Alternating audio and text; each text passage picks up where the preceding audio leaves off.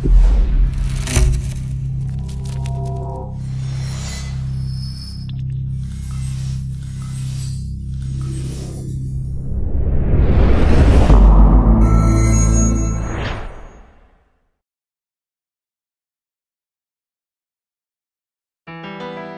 engineering, medicine, chemistry, physics, biology, humanities, cardiology, entrepreneurship, public health, global aeronautics, science communication. Hello again everyone, I'm Gareth Mitchell, welcome along, and in this edition we have our regular news section, followed by the latest on non-communicable diseases. Also today, making the internet speak to those with visual impairments. When you see a website, you know where you are on the web page. You can understand that just by hearing it. And that's what AudioWeb is about right now. It's trying to create audio navigation of websites. And the MSc programme that's just been celebrating 21 years and may have shaped some of what you've seen on TV, pored over in a museum or encountered online. The Imperial College Podcast.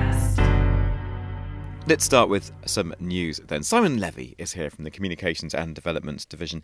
Simon, you have been on a trip to the Diamond Light Source, which I think is my favourite name ever for a scientific research installation. First of all, what is Diamond Light Source?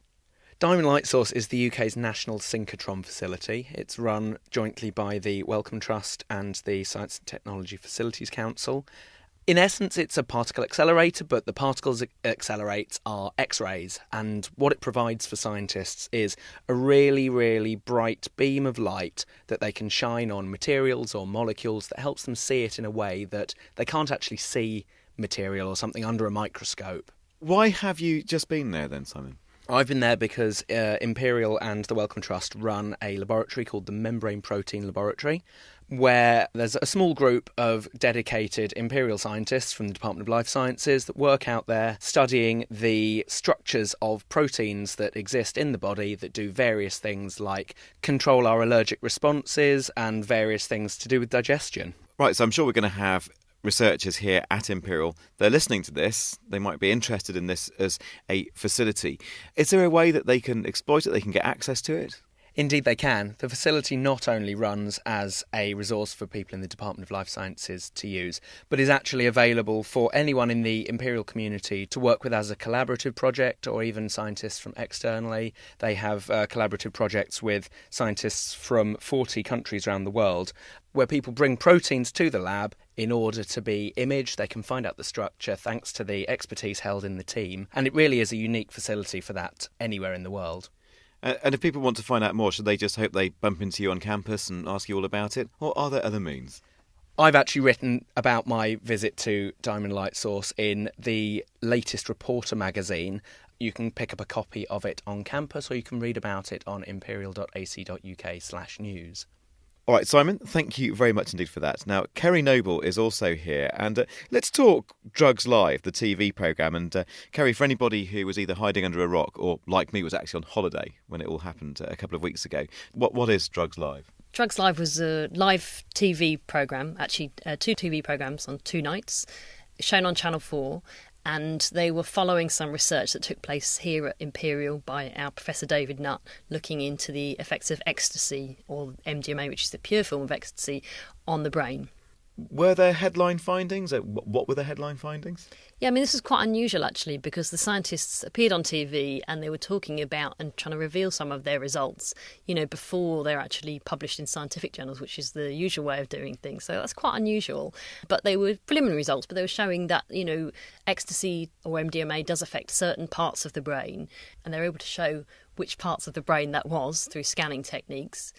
And this information could be useful in understanding the recreational use of the drug and any damages it might have, but it could also be important in understanding any potential therapeutic uses of the drug. The point to be made is that the research does carry on. It's going to lead to publication in journals, isn't it? Yes, yeah. So they were some preliminary results, but then some thorough results will be published in the normal way in scientific journals. And of course, they're continuing to look at other experiments they might do, so particularly into therapeutic uses of the drug. They're also looking at the chemicals in magic mushrooms and whether they might have any benefits for patients with very severe depression. So, it's an interesting TV programme, but there's some very real and important science behind it. And as mentioned, of course, it's an unusual way of doing science and a pretty unusual way of communicating science as well, isn't it? Yeah, I mean, it's a really, really unique opportunity for Imperial and the researchers who were involved to talk to a really big, and young audience who would be watching on Channel 4. And we know that there was a lot of social media interaction, on the night and afterwards, people asking questions and being interested. So for Imperial, that's a really great way for us to talk about the science that we do with a really enormous crowd of people. Absolutely. And it taps into a discussion we'll be having a bit later in this podcast about science communication, the future of science communications. But if you're just listening to the news chapter, you might want to scroll down a bit and check out our chapter about communicating science. Sam Wong is also here to communicate a bit of science, well, some research anyway, about the possible health effects, Sam, to elderly people of having bus passes. Tell me more. Yeah, so this is some quite sort of timely and relevant research because free bus passes were made available for people over 60 in England in 2006, but recently there's been a lot of discussion about possibly scrapping the scheme or making it means tested so that only people who are not very well off are entitled to free bus passes. Our researchers wanted to understand a bit better the effect of the scheme in society and particularly looking at whether it might improve public health by encouraging older people to be more physically active. And what were the findings? Well, they found that people with a bus pass are more likely to walk frequently and they take more journeys by active travel, which is defined as walking, cycling or using public transport. And this could be quite important because when you're using public transport, there's normally a bit of walking at either end because you're not being taken door to door. So even fairly small amounts of walking gives people some moderate exercise. Previous research has shown that 15 minutes of moderate daily exercise is associated with a 12% lower risk of death in people over 60. So there's more and more this interest among public health organisations in what they call incidental physical activity and the possible role that this could have in helping people to keep fit. Is that going to lead to policy? Are we saying, well, we've got the research, therefore let's keep giving free bus passes to older people? Well, they raise an interesting point about the health effects, which possibly not been given due consideration. So a lot of the rationale for introducing the scheme was to reduce social exclusion in older people, and particularly for poorer people. But one of the key findings from this report was that the link between having a bus pass and being more physically active was the same among poorer people and in wealthier people. If you're going to means test the scheme, then it might be that wealthier people miss out and they don't get this health benefit. And this piece of research didn't do a cost-effectiveness analysis. We can't ignore that it's a very expensive scheme. It costs £1.1 billion a year. But it could be that when we do further research, we might find that actually that offers good value for money if it means that older people are being more physically active and therefore they're staying healthier and the burden on the NHS is lower. Interesting research. Sam, thank you very much indeed for that. And indeed, Sam, do stay with us because you've also been hearing about research into non-communicable diseases. You've done an interview on the subject for us, haven't you? So just set this up for us. Tell us a little bit more. Yeah, Professor Majid Ezzati from the School of Public Health recently published a review in Science looking at how can we prevent non-communicable diseases. So we're talking about mainly cancer, heart disease, chronic lung disease and diabetes. So he's looking back at which countries have been successful at preventing which diseases and what we can learn from past experience and from public health research. Given that these diseases are accounting already for 2/3 of all the deaths in the world, and as the population of the world ages, and as we successfully reduce infectious diseases, their significance becomes even larger. Obviously, there are treatments for some of them, and some of those treatments are successful, but there are many other ones, some cancer, some other conditions for which we don't have good treatments. So the only way to actually reduce their burden, and especially to reduce the burden in the poorest parts of the world, is to focus on prevention. Lung cancer is a really good example of that. Over 70% of lung cancers in the world are due to smoking. And we have learned through a whole set of studies that if we just reduce the smoking, we'll actually reduce the risk of lung cancer a lot. Now, in the case of cardiovascular disease, the risk factors are more diverse and each individual factor has a smaller role to play in people's individual risk. But by looking at long-term trends and geographic variation in disease prevalence, there are some quite clear success stories, aren't there? So things like heart disease and stroke have many risk factors, and each of them has about the same effect. So in one person, it could be due to components of diet. In another, it can be because of smoking, and yet in another person, due to, for example, lack of physical activity. On the one hand, this may seem like it makes it difficult to prevent, but on the other hand, for most of these things, there are many, many people in every society that are affected by it. When you add all of these up, it actually becomes a really large effect in the whole population. And we have seen evidence of this in really long-term trends in places like Finland, in New Zealand, and countries that have been very successful in reducing cardiovascular diseases, that by managing risk factors mainly, they've achieved large successes. Now, one of the major issues facing countries across the world at the moment is the rise in BMI and obesity, which is a very important risk factor for a lot of diseases. Have you been able to identify any specific policies that are most effective at addressing that problem? Yeah, among all of the risk factors for cardiovascular diseases, overweight and obesity are the ones that we have had the hardest time managing, and there really are no real major success stories. We believe increasingly that to manage this, we actually need to become more creative and more bold. We need to take actions that don't just try to give information to people hoping that they'll change their behaviors, but create the environment, the physical environment and the food environment that will actually make it easy and sometimes necessary to change behaviors. What you seem to be saying in this paper is that, reviewing the evidence, there are many specific examples of being able to reduce specific risk factors which have had important effects in reducing disease burden, but we can go a lot further. What we do is that we identify something like 10 actions that are doable. For most of them, there is evidence of places that have done it successfully, and those 10 actions together can lead to really large reductions in chronic diseases around the world. Can you briefly just talk about one or two of those examples? Sure. I mean, at the top of the list is to actually eliminate or at least substantially reduce tobacco smoking.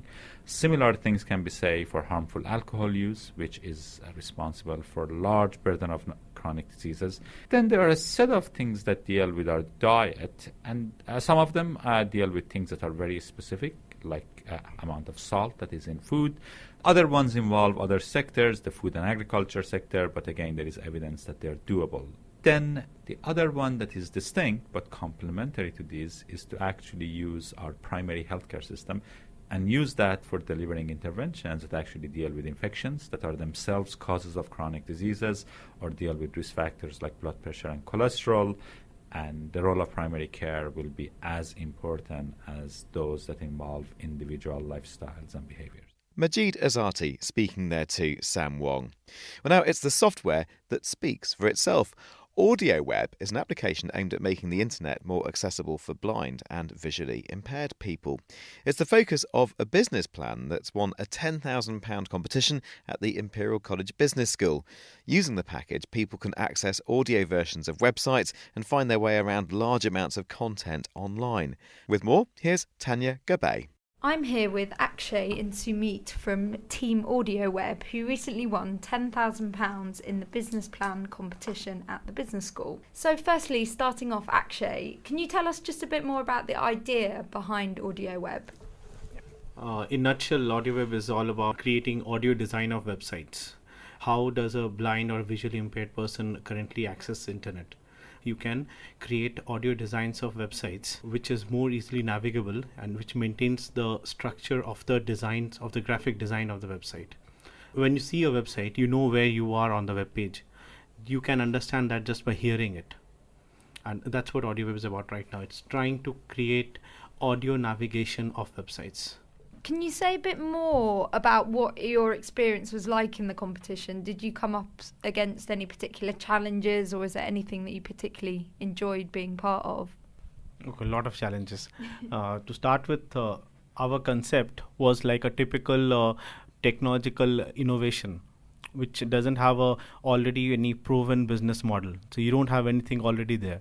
So how do you commercialize this idea? We had absolutely no clue. So right from first workshop, all we did was thinking how to commercialize this, go and present it to the coaches, get thrashed by them, come back, try something new. Apart from this, since you have this kind of a vague idea, to understand the objective, align it together was one of the biggest challenges, another challenge for us. Sumit, do you want to say a bit more about the actual final pitch or the final competition in front of the judges? That must have been a pretty scary experience. Yeah, honestly, it was a pretty scary experience, because when you're actually pitching an idea in front of VCs who have, seen maybe 1,000 presentations before you have, and they know when you're talking things which do matter, and they know when you're talking things just on cloud number 9. And to just talk to them and pitch in front of them, answer their questions, understand what they are thinking about the project. Because for us, it was more of just a technology. Our biggest challenge, like Akshay mentioned, was how to commercialize it. At the end of the day, it was a business where you had to earn money out of it, and you had to convince the VCs that you're going to make money out of it. But yep, at the end, it was a really good experience because I think that we were able to convince them that we can make some money out of it. So it was a good experience. Just finally, what's the plan going forward for Audio Web? I mean, have you already spent the £10,000? Yeah, we're yet to go for the vacation. So yes, we have plans for the 10,000, as we mentioned earlier. Also, it has already gone into the patent application, so the whole money is going back to the business. Additionally, in terms of going forward, we have we are going to launch our first product, that's an app, sometime during Christmas. Following that, we would be going a bespoke model of creating audio designs, for which we are creating more apps, and meanwhile spending time in the development of the actual technology which will create the audio designs of websites. We don't want to go for external investment right now, self-funds, business plan competitions, some grants, using those funds, survive the first year, and then probably go for external investment. And any listeners interested in taking part in the business plan competition, more information is available on the business school website. Yes, congratulations to that winning team. Tanya Gabay with the story there. Well, finally, let's reflect on 21 years of science communication here at Imperial College. Indeed, the Science Communication MSc started life in 1991 and just a few weeks ago celebrated its 21st anniversary with a get-together for alumni. About 250 alumni turned up. One of them was, me. I actually did the course myself back in 1993-94. Sam and Kerry also are graduates of the course. Sam, I should know this. Do remind me, when did you actually do the course? 2008 and 2009. Indeed. And I should also say, not only did I do the course, but I actually teach on it. One of my students was also Kerry Noble back in the day. When did you do the course, Kerry? I graduated in 2000. So one of the purposes of our get-together was to discuss where science communication has gone. So we had one panel looking at journalism and how that's shifted. There was another one looking at the scientist as the public intellectual. My own panel was looking at how the web and new media have changed science communication. Another discussion was about the broadcast media, how TV and radio have shifted. That element, Kerry, brings us back to Drugs Live that we were talking about in the news section, because I suppose it could be argued that we wouldn't have had a TV programme like Drugs Live commissioned back in 1991. No, I think two things have changed there. First of all, I actually don't think that the broadcast media were that interested in science 21 years ago. Yes, there were science programmes, but it wasn't sort of occupying the sort of national interest and passion in the way that it is now. So I don't think it would have been commissioned back then. And the other thing is, I think scientists would have been very reluctant to engage to that extent and to allow cameras into their labs and to their clinics to follow what they're doing. And obviously that's where people like Sam and I come in at the moment, because we help to facilitate that process. Maybe I should ask you, Sam, what studying science communication has done for you, kind of where it got you in your career? Well, so I studied natural sciences for my first degree, and I really enjoyed it, and I loved studying science, but I didn't particularly fancy a career as a scientist. I didn't like the idea of sort of specialising in one thing, and I didn't get on with lab work that well. I was very interested in careers around science, particularly things relating to the media, but I wasn't kind of sure where I would go when I finished my degree until I heard about this Science Communication Masters. It enabled me to get a very good job at the British Heart Foundation straight after I graduated, so that was huge value to me. I suppose it speaks of the professionalisation of science communication. Yes, I think that's absolutely true. I think, in the past there were people doing science communication, but they hadn't studied it, and I think that does bring a level of professionalisation. So, speaking from my own experience, I left the course in 2000 and I went to work for Cancer Research UK. It was in the Cancer Research campaign. And, I entered a press office where there was no one with a science degree. And I think they thought I was a bit of a novelty and they wondered if it would work out or not. Everyone there was either an ex-journalist or they'd worked in public relations, but they had an English or a history degree. So to have someone who'd studied a science degree and then gone on to study science communication was very unusual. Now, it was interesting for me coming along to the 21st anniversary conference, where I bumped into probably about 10 people who either had since then worked for Cancer Research UK or were still there now.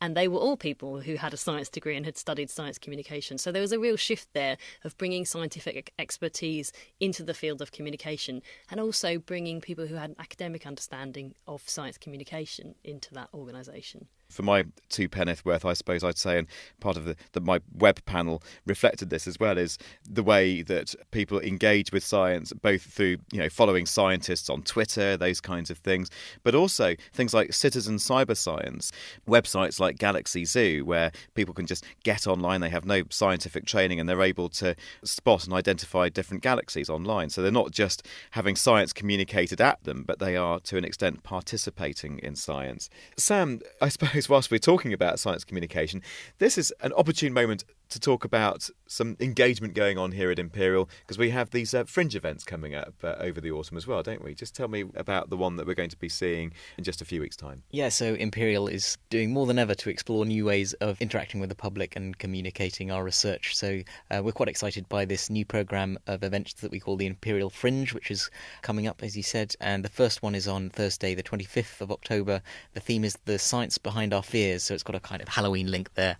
And we've got Frank Swain coming in to talk about the science of zombies, our own Mary Morell looking at what happens when we sleep. Professor Steve Gentleman will be bringing along a brain for people to look at, and it's free, and it's on a Thursday evening. So, yeah, come along. And would we have had it back in 1991? No, maybe that is a discussion for another day. Thank you very much indeed for that, Sam Wong. And, of course, Kerry Noble here, wrapping up this edition of the podcast. You can catch up with events here at Imperial via our news website. That's imperial.ac.uk/news. But for now, I will bid you a fond farewell. Thank you very much for listening. I'm Gareth Mitchell, and it's bye for now.